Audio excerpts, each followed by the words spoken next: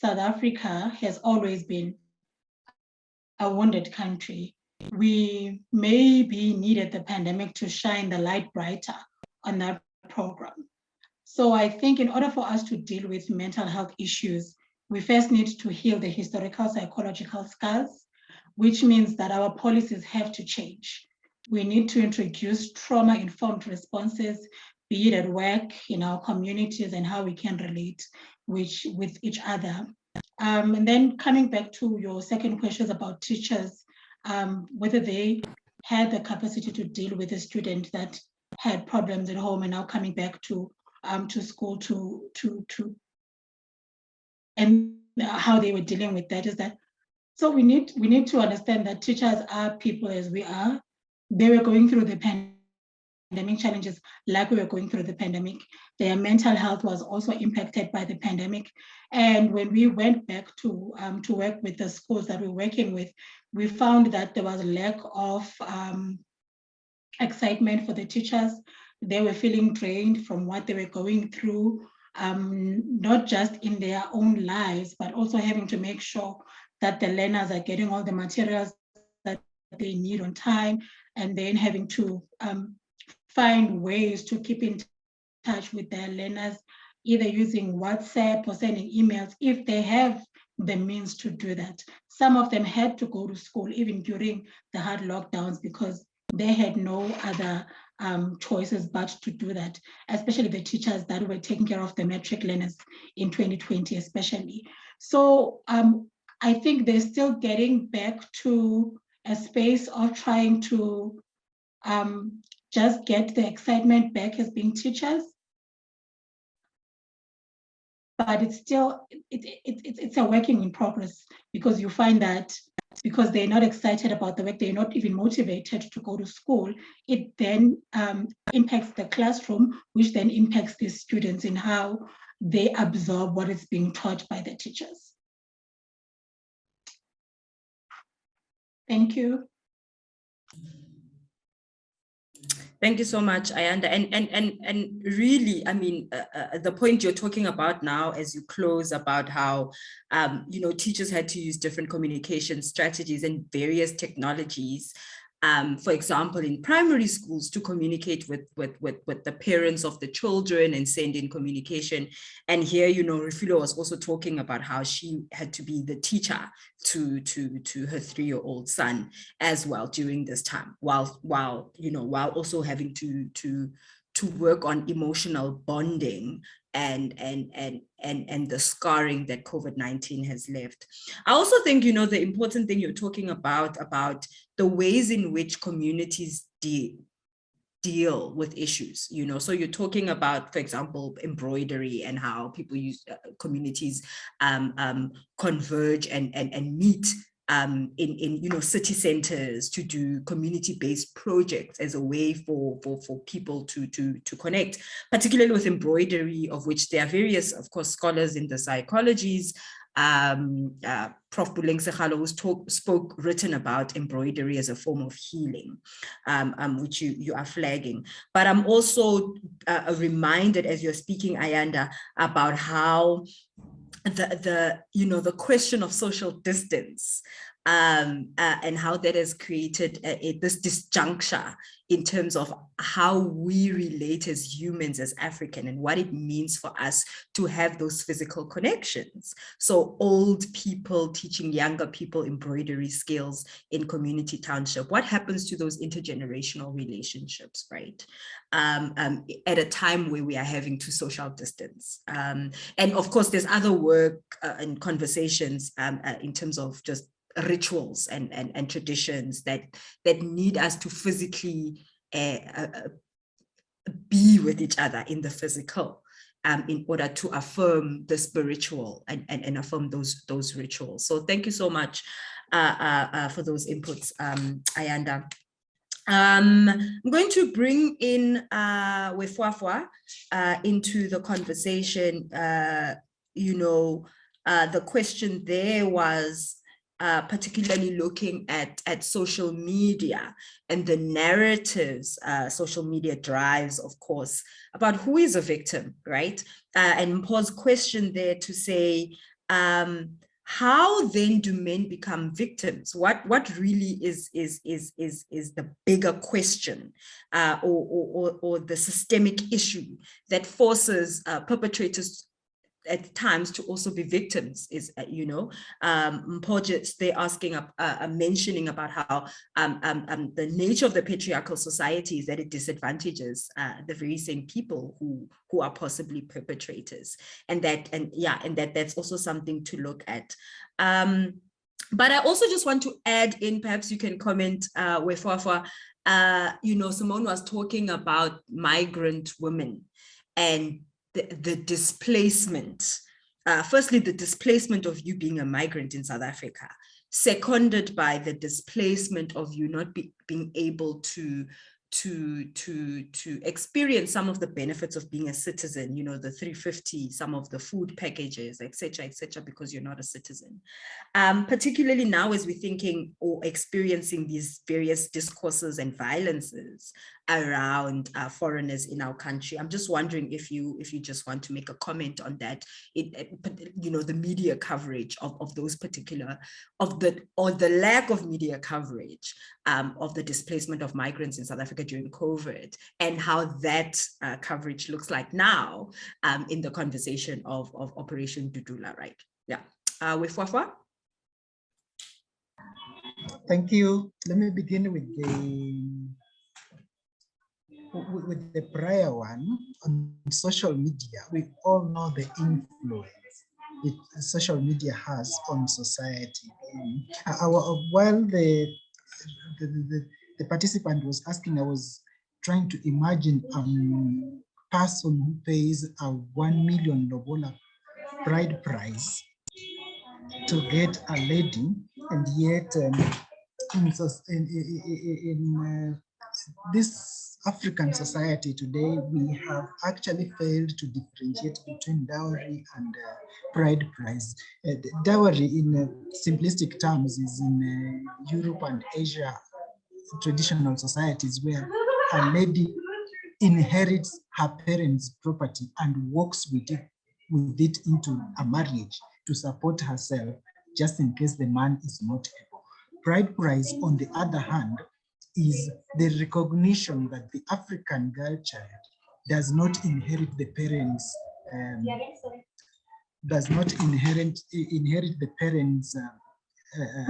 property. And so when she goes there, the parents of the boy who has a right to inherit gives part of the inheritance to the girl's parents, not to the girl, but to the girl's parents, in appreciation. You see, so there is that difference. And so when we fight for a girl child's equality with the boy child, but we don't touch such societal deep-seated traditions, we actually disturb the balance that held society together prior to COVID and even contemporary society. And so such are the dynamics that social media will propagate. You find someone who can really pay bride price and pay it high, and another who cannot. The one who cannot succumbs to undue pressure possibly. And so we have an imbalanced society from such a perspective. So that's how I could briefly comment about that. And on immigration, well, I'm from Kenya and I have relevant documentation. But still, I'm afraid of walking in the streets of Johannesburg, because the people who feel they own the country will not ask for documentation. So the lack of the media to propagate the true narrative that with the documentation, you are rightfully in the country and deserve treatment like any other person. And this is across the world.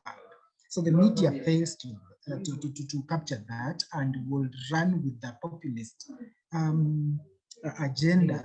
The Dudula, for instance, would really make it to the news media. But a person who has documentation but is being harassed will not make it to the media. And so that the Zimbabwean women, immigrants who are in South Africa, are just found in the crossfire. Otherwise, the real issues are politicized and populist to an extent that sobriety that is lacking on the streets. Sobriety is lacking on the streets, and yet it is on the streets that Dudula is administering justice.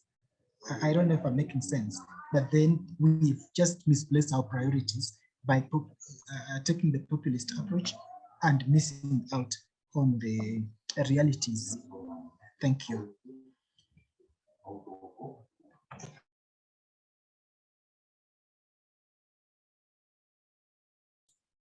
Thank you, Efwafa. Sorry, I didn't realize I was muted.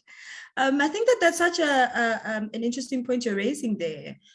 So the first one in terms of documentation, right? And I'm thinking about how, again, this idea of displacement, sorry, but how our institutions that are responsible for, you know, regulating the documentation of non-South Africans,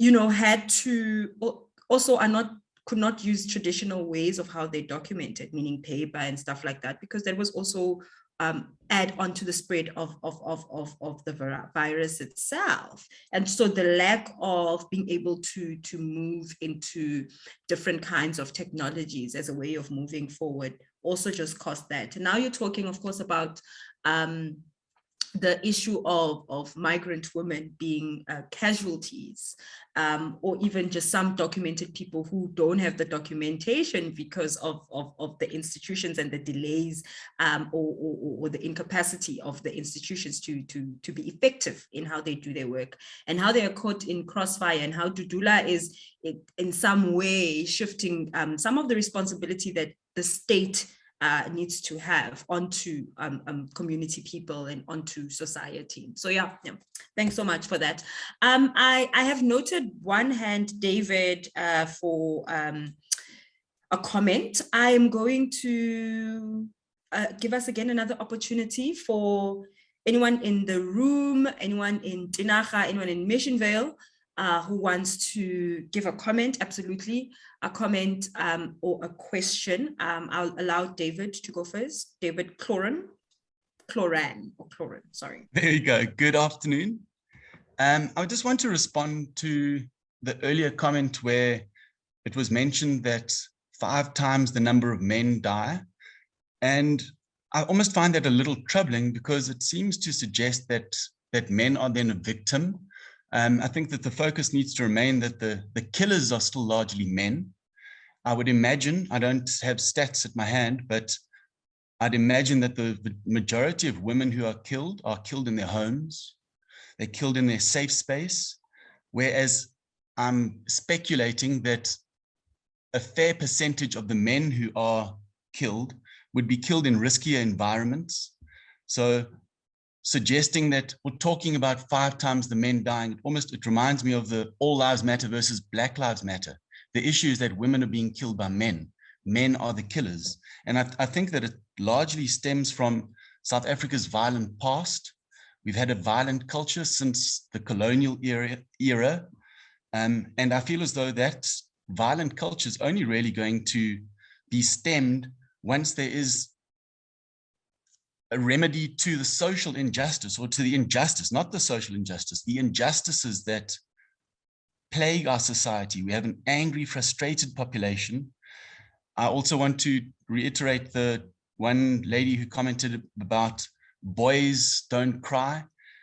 It reminds me of an article I read where married couples, when the wife dies, quite often the man ends up remarrying. And it was suggested in that article that the reason for that is because men, we don't talk to anybody outside of the bonds of marriage, whereas women have and the other side of the article was saying that women, if they lose their husband, don't get remarried as readily. And it was suggested that women have a network where they can talk about issues that plague them. They can talk to their friends, whereas men don't talk about issues that are real. So it's almost as though, and this is how I'd like to end, is that we actually need, we men, we need to normalize conversations around mental health issues, because I think firstly, we need to find a way to fix the societal injustice that we have, but men additionally need to normalize conversations around mental health issues, because we feel as though talking around those issues is a sign of weakness, when actually it's not. When we don't and we kill somebody, that is a weakness. That's me. Thanks, David. I'm seeing Ntlaga Nipo's hand. Ntlaga? Good afternoon, everyone. I hope I'm audible. I found myself quite intrigued by the earlier comments you made, Sipogazi, about our homes sort of not being fit for work. And for me, my experience in the corporate world was not necessarily that the home itself is not fit, because I think we experienced so much productivity during COVID times, but more that the conception of the type of homes that we were supposed to belong to as young professionals was a very particular type of home, a very urban concept, a very, young woman living in her flat in Maboneng, no dependence or anything like that. And the idea of a young woman, for example, trying to work from Ukaya Kulu was never considered. And the HR of the company that I was working for at the time admittedly said so. They had never considered that because they had a very specific type of work from home environment in mind. So I think we need to reshape the way we see the home as a workplace, because some of us are going to have to work from our bedrooms, and that shouldn't be taken to connote any type of unproductivity or underproductivity.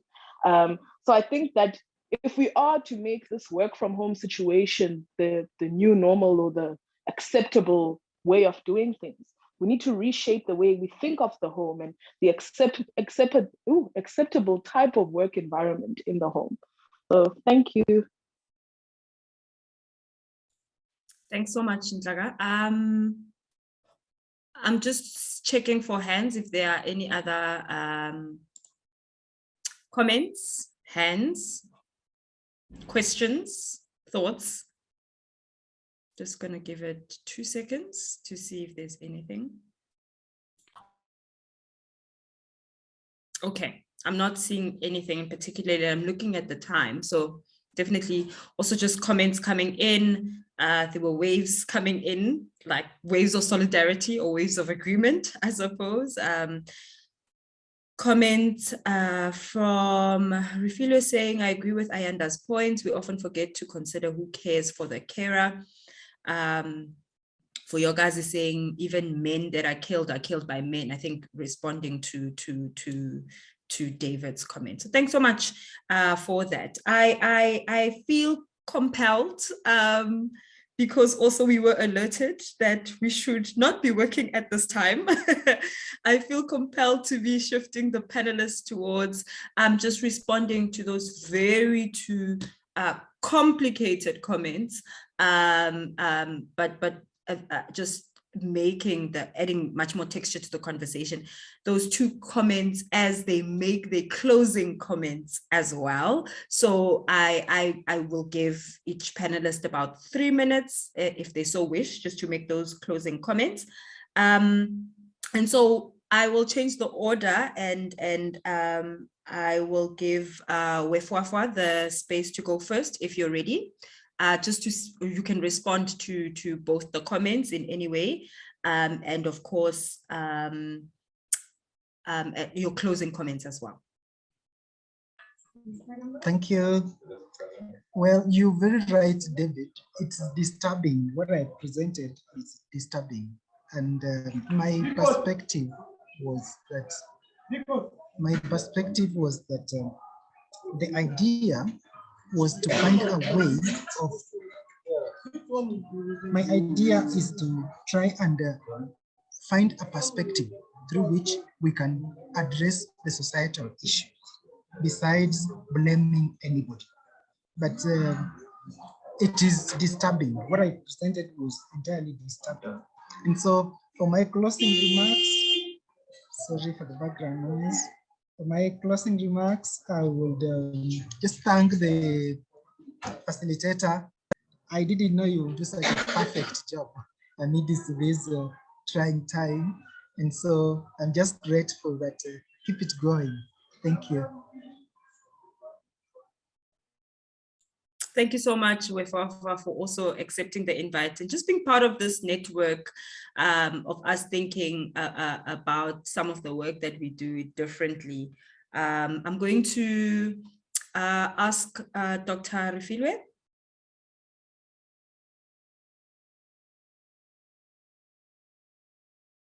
So you can respond to the comments, Doc, and closing comments or remarks. Oh, okay. Yeah, I don't have any more response. Just to say that thank you for the invitation. It was really good to be in the space, and also, I mean, the questions that were posed. So thank you for engaging with us and what we had to share. Of course, these are topics that we could speak on the whole day, and they would evolve into different spheres as we go along. So it's been really good. So thank you, Sipogazi, for the invite. Thank you so much. And then Ayanda, are you ready? Thank you, Sipogazi. I also don't have anything to add as a comment. I think just maybe as something for us to take with is that I think we also need to be patient with ourselves. We've only been dealing with the pandemic for 2 years, and we are a country that's been dealing with historical issues for like more than 20 years now, and we're still struggling to get to a point that is comfortable for everyone. So it's not going to be an overnight thing where we have a country that is very receptive of talking about mental health issues, or even workspaces that are comfortable in dealing with that. So we just need to be patient with one another, understand that even the leaders that are in those workspaces are also dealing with their own mental health issues. So that's my closing comment, and also just to thank Conrad for putting this together for us. I've really, really enjoyed being part of the conversation today. Thank you so much. Thank you so much, Sison. And then Simone, apologies for disturbing your child's workspace, home space, sorry. No, yeah, because it's that time, so I'm just having it on me. But anyhow, I think for me, what stood out as a masculinity scholar, the conversation that David brought up, where, you know, the complexities of how do we look at men, how COVID has shown how, you know, vulnerable men are, but also the danger they pose to women. So I would have loved to have explored that more, just because it's one of my interests, and the politics of masculinities within South Africa. So that was a comment and David bringing up some really critical and important points for us to think through when we just throw out statistics and what does that really mean, you know. But it was a very interesting conversation we had today, and like Refilwe said, it's a conversation that could linger on, because we literally touched on so many aspects. And when we bring in intersectionality and different positionalities, the conversation becomes more complex. And so thank you for just having me and for engaging me on this topic. And I really hope that as a country, we can do better for each other and for our, you know, foreign citizens as well.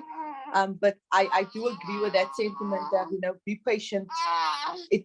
We still have a while to go. So yeah, thank you so much. Thank you so much, Dr. Simone. And I think also just as I bring in Spose to Sandy to close, you know, Ntakanipo's comment just about this imagined person, this imagined worker that I think industries and institutions need to consider about the complexities of just firstly, mentally where we are at, what kind of person we are, and what value we would add to organizations and workspaces, but also when we are not physically in workspaces, what are the conditions that we are faced with in order for us to to perform work and to be productive in our home. So thank you so much. I want to bring to the platform Usposetu Sandi to close off. Usposetu.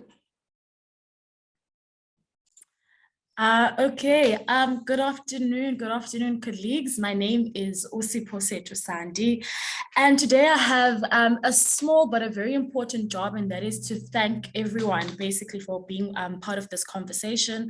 So on behalf of CANRAD and CAS, this is the first dialogue out of 4 dialogues that happened throughout the whole year. So I'm inviting everyone to just always keep a lookout for these sort of dialogues. So I'd first like to thank all of our panelists for your insights and your wealth of knowledge.